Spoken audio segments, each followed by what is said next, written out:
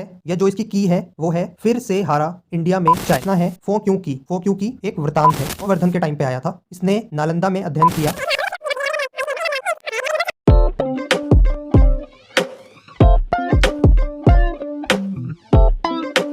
इस वीडियो में हम हिस्ट्री के अध्याय ऐतिहासिक स्रोत का दूसरा टॉपिक चीनी यात्री देखेंगे ट्रिक से। चीनी यात्रियों के आने का क्रम मैं आपको ट्रिक से समझाऊंगा, क्योंकि जब आप क्रम को समझ जाते हो तो याद करना और आसान हो जाता है आपको, और एग्जाम में आपको कंफ्यूजन नहीं होता। तो हम शुरू करते हैं।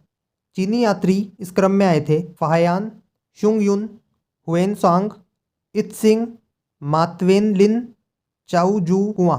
अब इसे ट्रिक से याद करते हैं इस क्रम को। तो मैंने इसकी एक शॉर्ट ट्रिक बनाई है, उसे हम देखते हैं। हम इन सब का पहला लेटर ले लेंगे जो बनता है FSHIMC, और इसकी जो ट्रिक है या जो इसकी की है वो है फिर से हारा इंडिया में चाइना। फिर से हारा इंडिया में चाइना। तो फिर से फाहियान, से शुंगयुन, हारा से हुएनसांग, इंडिया से इत्सिंग, में से मातवेनलिन और चाइना से चाउजू। सिंपल आपको एक लाइन याद करनी है, फिर से हारा इंडिया में चाइना। Very simple.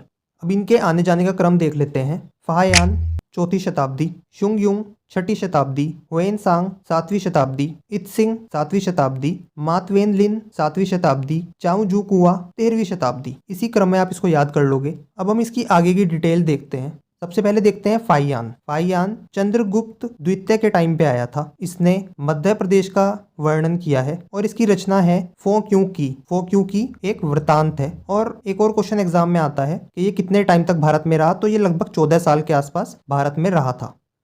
उसके बाद जहाँ से क्वेश्चन पूछे जाते हैं वो हुएनसांग से पूछे जाते हैं।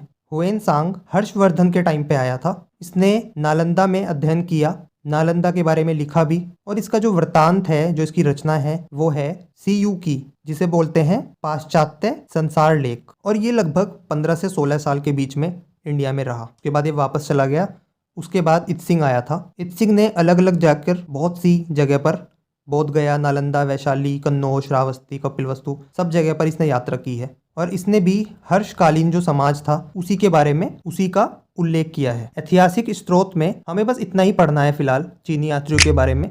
जब अलग अलग टॉपिक आएगा, जैसे हर्षवर्धन का टॉपिक आएगा या चंद्रगुप्त द्वितीय का टॉपिक आएगा, तो वो चीज़ें दोबारा से अपने आप आ जाएंगी। फिलहाल इस टॉपिक में हमें इतना ही पढ़ना था। मुझे ट्रिक से आपको इनके आने का क्रम याद करवाना था, जो कि मैं दोबारा बता देता हूँ। फिर से हारा इंडिया में चाइना। ये सिंपल ट्रिक है, आप हमेशा के लिए याद कर लोगे कि किस क्रम में चीनी यात्री भारत में यात्रा करने के लिए आए थे। मिलते हैं नेक्स्ट लेक्चर में। बाय।